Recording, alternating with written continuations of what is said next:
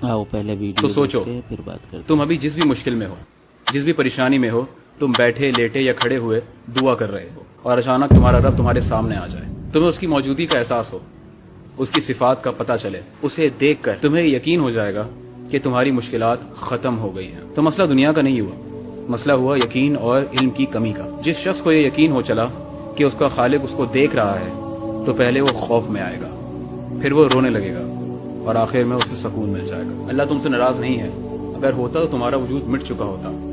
वो सिर्फ इंतजार में है कि कब तुम वापस लौट आओ। अल्लाह ने तो फिरौन के पास भी हजरत मूसा अलैहिस्सलाम को भेजा और कहा, जाओ तुम दोनों फिरौन के पास, बेशक उसने हद से गुजर के जुल्म किया है, और उससे नरमी से बात करना, शायद वो नसीहत पाले या डर जाए। सोचो, ये वो शख्स था जिसने खुदाई का दावा किया, जो शैतान से भी आगे बढ़कर अपने बाइख्तियारी का गलत फायदा उठा रहा था।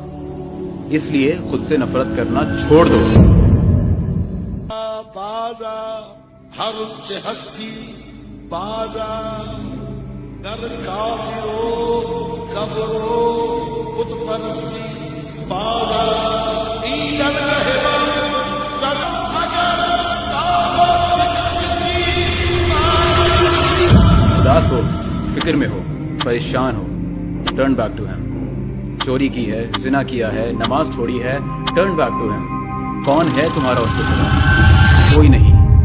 आज कितने ही मुसलमान छुप के डिप्रेशन और एंजाइटी से लड़ रहे हैं। यहीं पे फातिमा काउंसिल्स का प्लेटफॉर्म फर्क लाता है, एक अप्रोच जहां साइकोलॉजी के साथ इस्लामिक वैल्यूज रूटेड हो। तुम अकेले नहीं हो, तुम्हारा रब तुम्हारे साथ है, वो तुम्हारी शहरत से भी करीब है।